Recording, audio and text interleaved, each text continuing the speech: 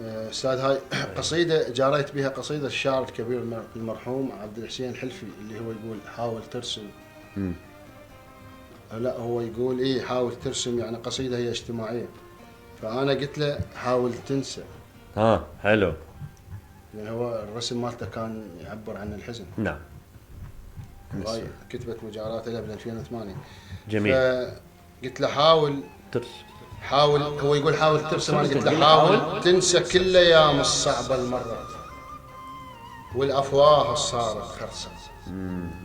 حاول تنسى كل الايام الصعبه المرت والافواه صارت خرسه، وحاول تنسى القلك امن، هاي الدنيا تخوف صارت من جفوفك قلبك حسس.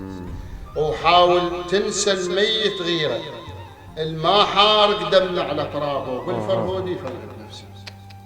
وحاول تنسى بنادم خلص عمره يدرس بس ما يعرف قيمة درسه. جميل. حاول تنسى بنادم خلص عمره يدرس بس ما يعرف قيمة درسه.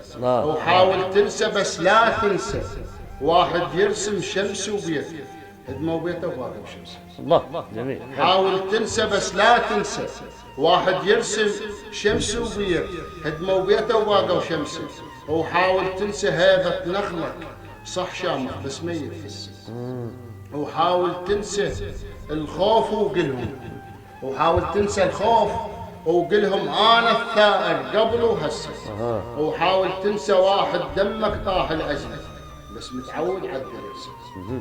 حاول تنسى واحد دمك طايح لجله بس متعود عدل يرسل.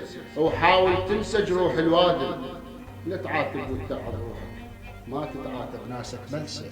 وحاول تنسى كل ذكرى ببالك مرسومه ملونها بلوعات وحسرة ويم الشام دمعك حبسه. وحاول تنسى حاول تنسى بس لا تنسى واحد يرسل شمس وبيته هدموا بيته. الله.